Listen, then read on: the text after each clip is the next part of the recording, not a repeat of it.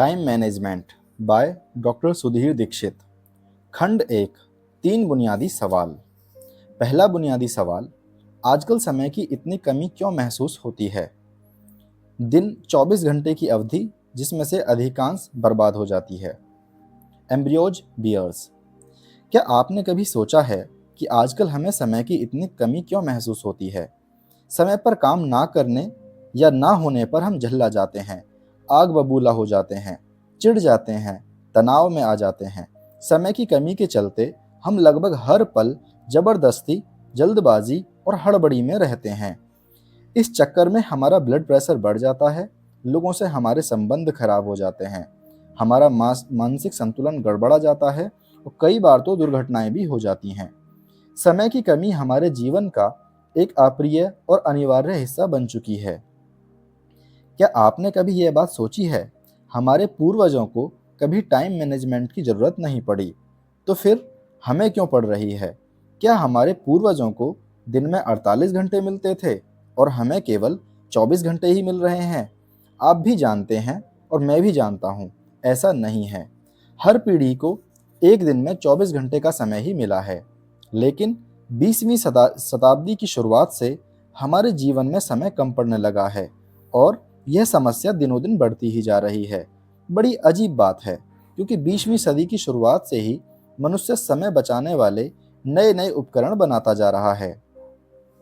20वीं सदी से पहले कार नहीं थी, मोटरसाइकिल या स्कूटर भी नहीं थे, लेकिन हमारे पूर्वजों को कहीं पहुंचने की जल्दी भी नहीं थी। पहले मिक्सर, फूड प्रोसेसर या माइक्रोवेव नहीं थे, लेकिन गृहिणियां सिल पर मसाला पीसने या चूल्हे पर खाना पकाने में किसी भी तरह की हड़बड़ी नहीं दिखाती थीं। पहले बिजली नहीं थी, लेकिन किसी को रात रात भर जागकर काम करने की जरूरत भी नहीं थी। वास्तव में तब जीवन ज़्यादा सरल था, क्योंकि उस समय इंसान की जिंदगी घड़ी के हिसाब से नहीं चलती थी। औद्योगिक युग के बाद फैक्ट्री, ऑफिस और नौकरी का जो दौर शुरू हुआ, उसने मनुष्य को घड़ी का गुलाम बनाकर रख दिया। पहले जीवन सरल था और अब जटिल हो चुका है।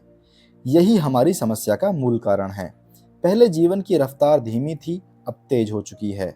अब हमारे जीवन में इंटरनेट आ गया है, जो पलक झपकते ही हमें दुनिया से जोड़ देता है। अब हमारे जीवन में टीवी आ चुका है, जिसका बटन दबाते ही हम दुनिया की खबरें जान लेते हैं।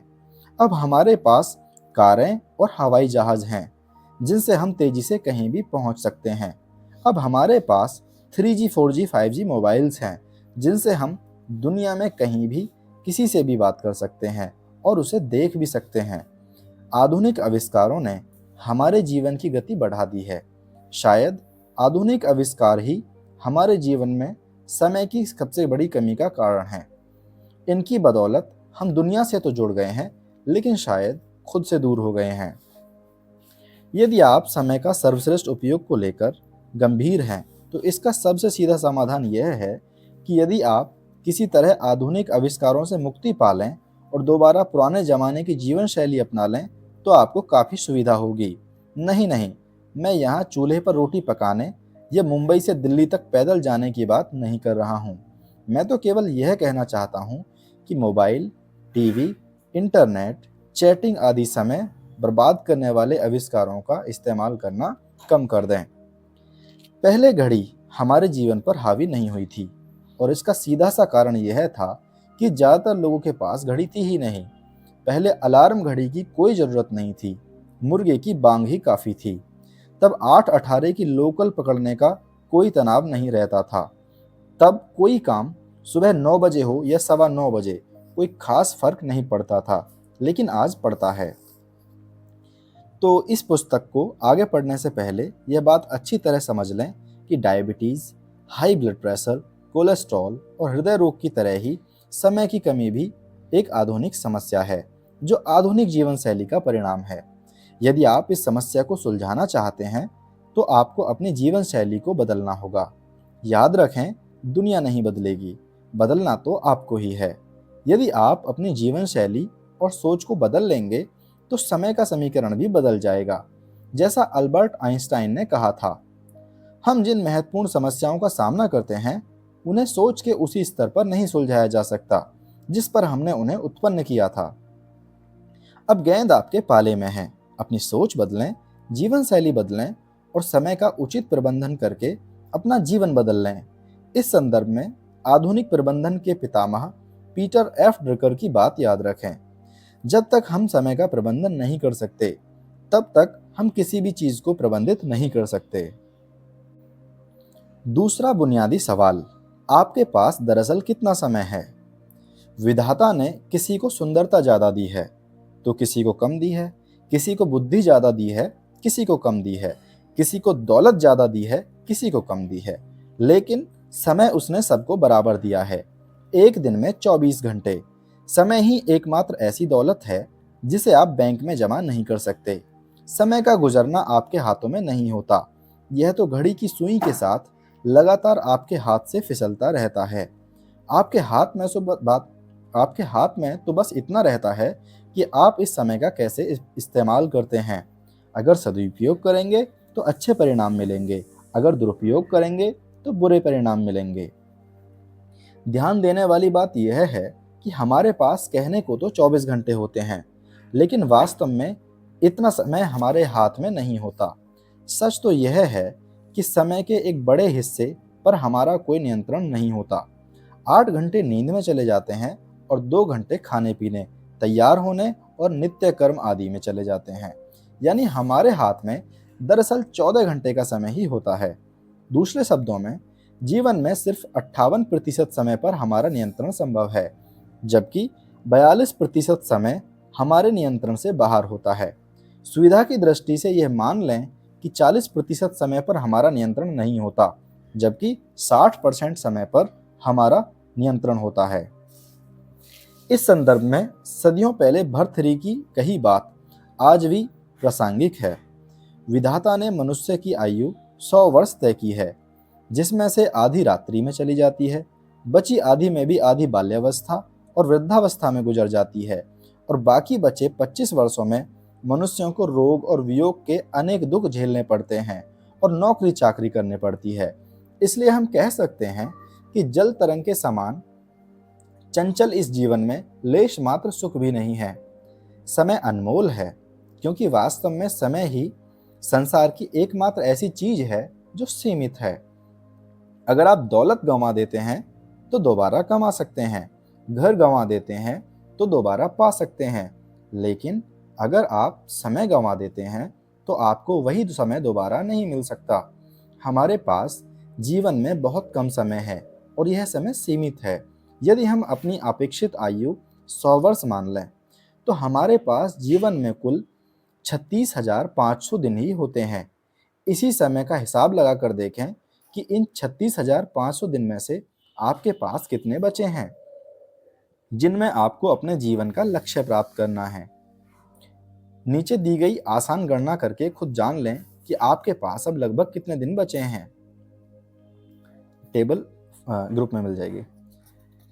अगर हम जीवन में कुछ करना चाहें, कुछ बनना, कुछ पाना चाहते हैं, तो यह अनिवार्य है कि हम समय का सर्वश्रेष्ठ उपयोग करना सीख लें, ताकि इस धरती पर अपने सीमित समय में हम वह सब हासिल कर सकें जो हम हासिल करना चाहते हैं, चाहे वह दौलत या शोहरत या सुख या सफलता हो। तीसरा बुनियादी सवाल, आपका समय कितना कीमती है? कहा जाता है समय ही धन है, परंतु यह कहावत पूरी तरह सच नहीं है। सच तो यह है कि समय सिर्फ संभावित धन है।